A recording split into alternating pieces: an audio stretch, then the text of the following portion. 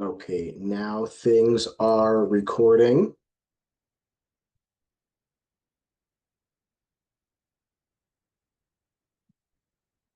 Hi, everybody. My name is Alex, and in this video, I am going to explain how you can use an AI chatbot to help your students build critical thinking and writing skills. Specifically, I'm going to be using PlayLab AI to show you how to do it. Now, generally, there are 6 steps to having students use a bot to build their critical thinking and writing skills. Step 1, you as an educator need to create an account with a bot building web app such as playlab.ai or nectar.io. Nectar spelled Nectir.io. So step 1, make an account on a website that lets you create a bot in some particular way. Step 2, on that app, you want to create either a new workspace and or the app or the bot itself. Step 3, you want to build the bot and establish its parameters, such as its background as context for the bot, the workflow as the steps for the conversation, and the guidelines and guardrails to provide rules for the conversation with the bot. Once you've done that, step 4, publish the chatbot. Step 5, make a copy of the share link to the chatbot and share it out. Then step 6, provide that to your students and provide an assignment where students need to use the chatbot and then turn in the chat history of them using it. So let me break this down. So step 1, you want to create an account with a website. In this particular case, I'm going to be using PlayLab.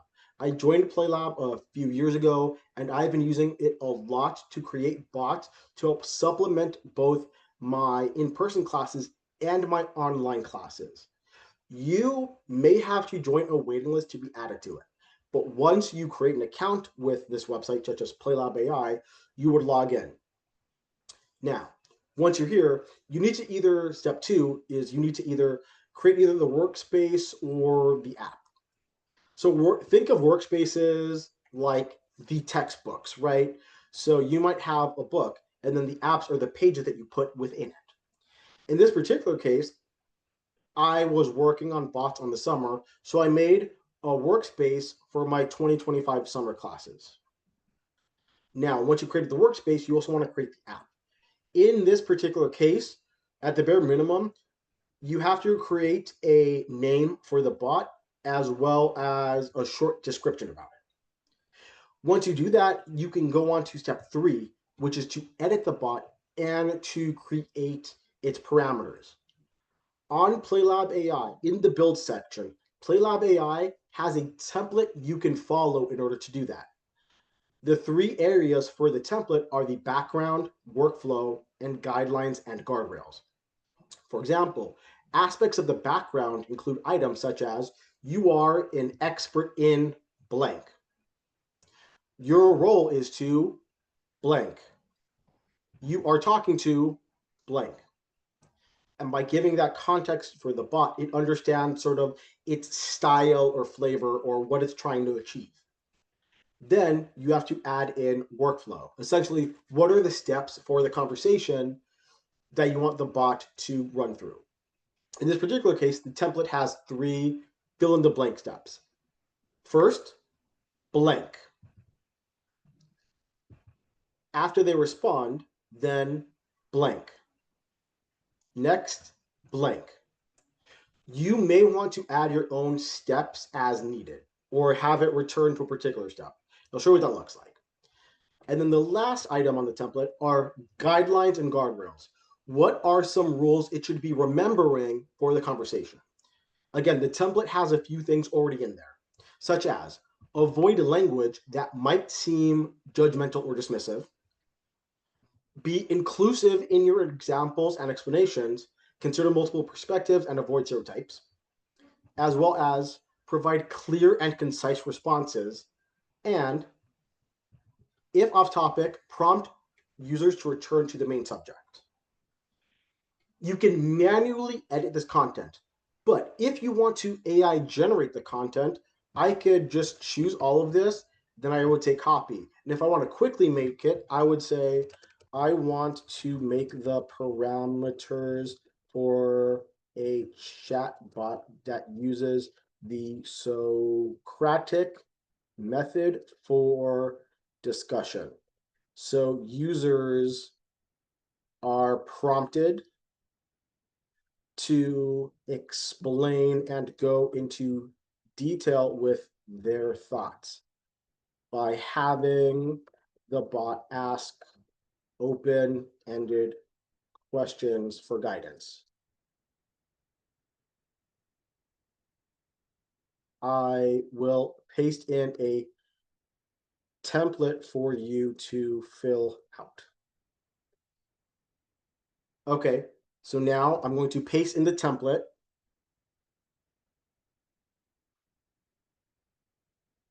And I have, boom, it has now generated this content. So let's say I have this. And for the sake of this example, I'm going to go to one I already created. So I'm going to go to a bot I recently created. I called it the Socratic bot. And again, the idea was to have a bot that has it asking open-ended questions to help students go into an idea with it. So I pasted the chat. I pasted in the parameters. I also had AI generated. In addition to this, if you want to give it more context, if you see on the right-hand panel, there are also references.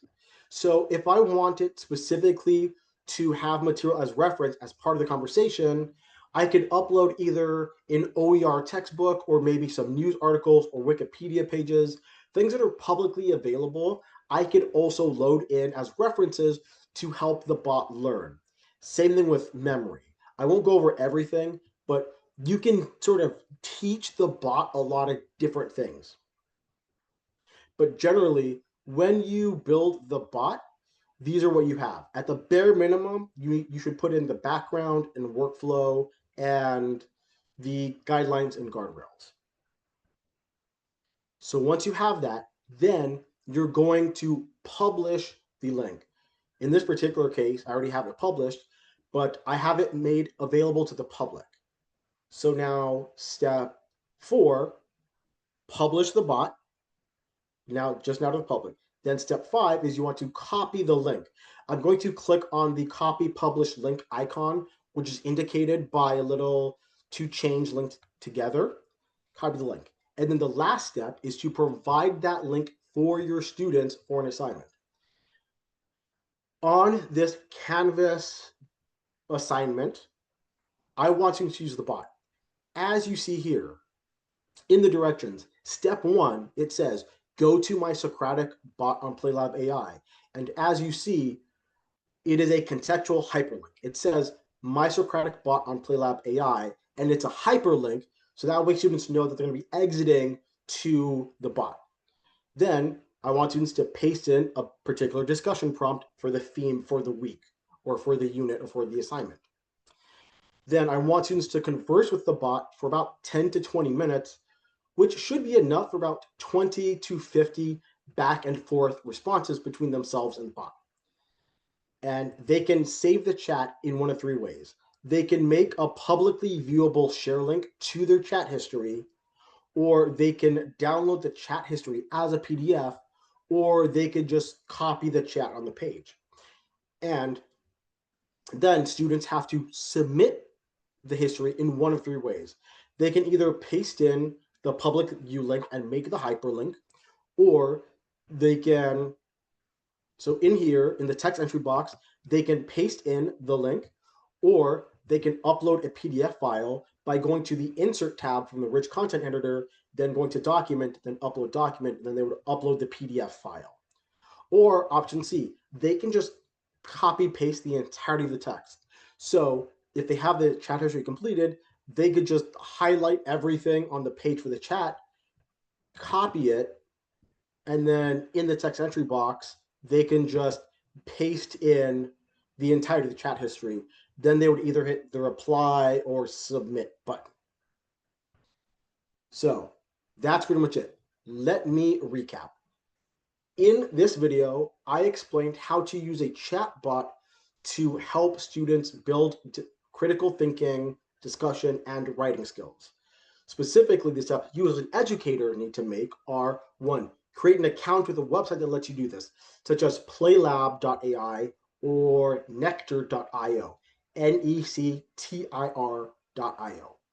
Step two, create a new workspace and or the app.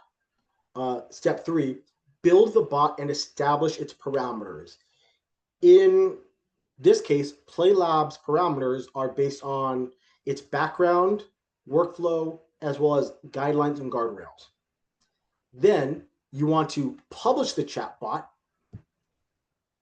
So once you've created the parameters, you publish the bot, then you copy the share link, then you create an assignment that has a link to the bot so students can use it. So that is pretty much how you do that. I hope this was a very informative presentation. I hope you enjoyed it. I'm going to stop right here. Thank you so much for watching, everybody. See ya.